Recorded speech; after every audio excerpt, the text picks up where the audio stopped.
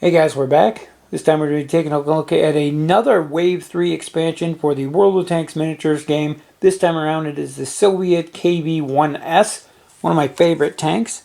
And we're going to get right in and take a look.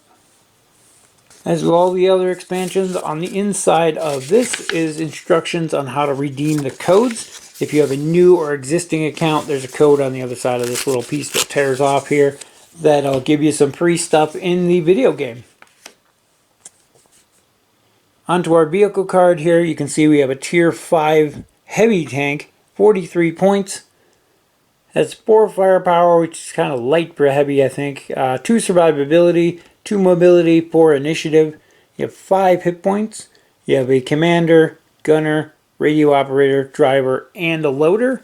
So full complement of crew there.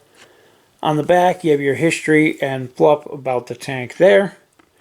And down here, we have the heavy tank ability. When defending, this tank can re-roll a blank on defense dice. Always nice. Heavies get basically extra survivability, and that extra re-roll in there makes them a little bit tougher. For our upgrade cards, we have the V2IS engine for 3 points. Can only be used on Soviet tanks.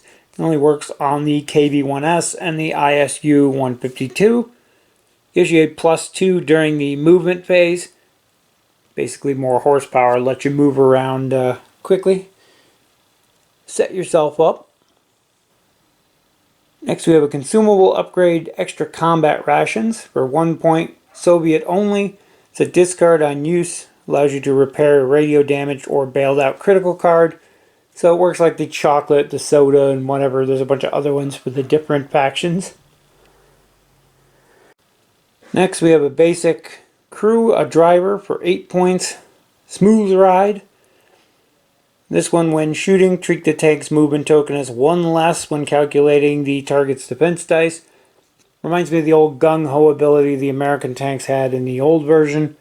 So you basically, all of your movement counts as 1 less than it is when calculating a target's defense, but when you're calculating your own defense, you still get it.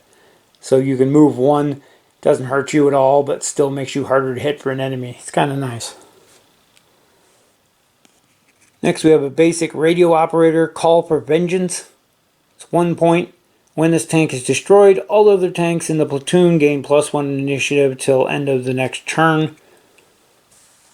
Not bad overall. It requires you to lose the tank that has this equipped, which kind of sucks, but giving +1 initiative to everything else is interesting. For 1 point, if you got the room to throw it in there, why not? And then finally, we have a unique crewman, a gunner, Andrei Hababulin. I'm not sure if I said that right. Soviet only 8 points. Gives you snapshot. As long as your tank does not have an assault gun, you get +2 initiative during the shooting phase. You also gain concealment, which gives you +1 survivability while in cover. Both nice abilities, not a bad cost overall for them. A lot of the named crew are kind of expensive. He seems pretty well balanced for what you're getting. And then we have our model here. I like that they added the extra fuel tanks. These are actually on most of the KVs anyway, but they were optional parts on the old model kits. You have toe rings in the back there.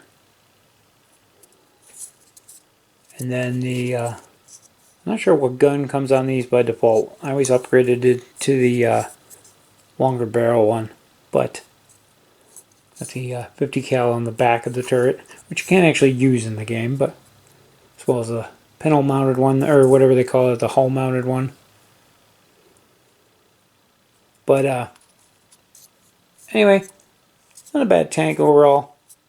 Wish the model was a little bigger. I don't know if these are to scale, because this is like the same size as the Wolverine, maybe slightly longer. I always thought the Russian tanks were way bigger. So that's a look at everything that comes in the KV-1S expansion. I'm a little underwhelmed by the heavy tank. Survivability wise, it's probably got it there. It's got the 5 hit points. It's got the 2 survivability. It's got the reroll for being a heavy.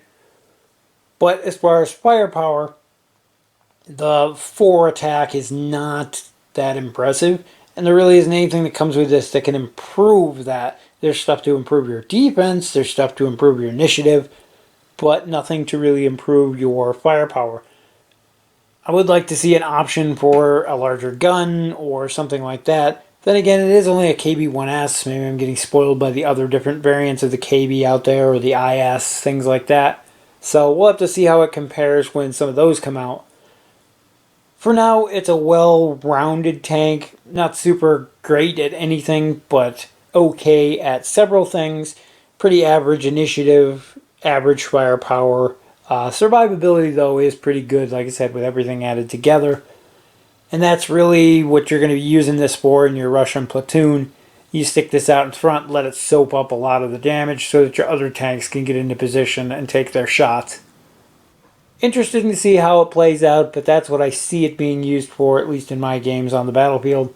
I'm a big fan of the T-85s, and until we get one of those, we're stuck with the T-34s I think we have now, so this is a nice addition for them. Of course, we got the big heavy tank destroyer too, so use that for your firepower. Use this for your damage absorption and your other guys for maneuverability, and I think you got a pretty decent base to a platoon there. Anyway, that's going to wrap it up for our look at the World of Tanks miniatures game Wave 3 KV-1S expansion. Hope it helps you decide if it's worth adding to your platoons. And as always, thank you guys for watching, and we'll see you in the next video.